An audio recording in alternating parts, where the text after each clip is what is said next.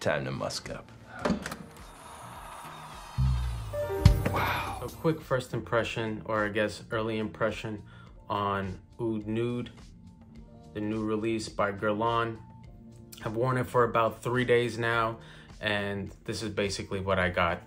On first spray, the first things that came to mind was smoky, charred sandalwood, powdery, dry, nutty, and a slight vanillic sweetness. Towards the mid, the fragrance started to change a little bit. That was about 20 to 30 minutes in. The smokiness died down and a slight raspberry touch started coming in. That sounds like Jeremy. A slight floral rose started to come in, but not overly done. It was just like a dewy, fresh little rose, a little touch in there. But it was mainly this raspberry fruitiness mixing in with that vanillic sweetness and that smoky sandalwood smell. I don't get anything really oudy in here. It's basically just smoked woods rather than oud is all I really got here. In the far dry down, the fragrance changed a little bit. It got a little bit sweeter. The vanilla kind of toned up a little bit, and the smokiness came back a little bit when the raspberry started to die down a little bit. But that was pretty much it for about 6 to 7, 8, 9, 10 hours that this was on my skin. Quite linear.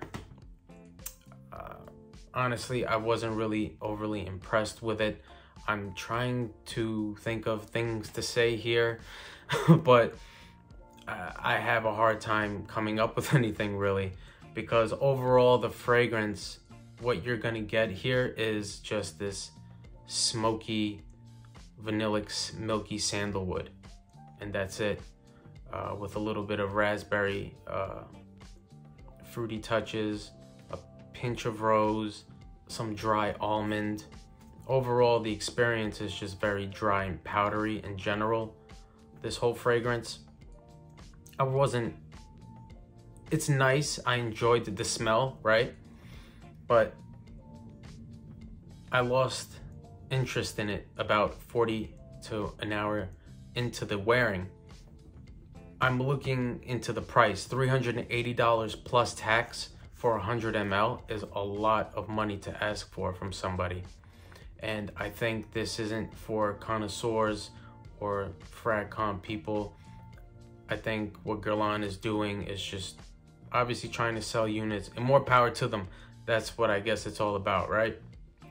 But this is basically top heavy, right? You spray it on, you go, ooh, this is nice, right? Give me a bottle. Or, like I said, I was interested for about 40 minutes, right?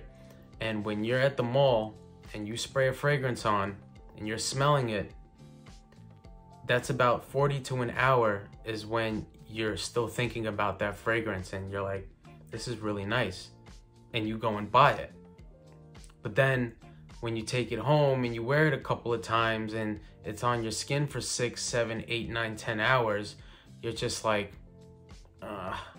meh, like, I'm bored. I want more. I need more, right? And I think that's what's going on here. I think Oud Nude and a lot of fragrances nowadays are just very top heavy.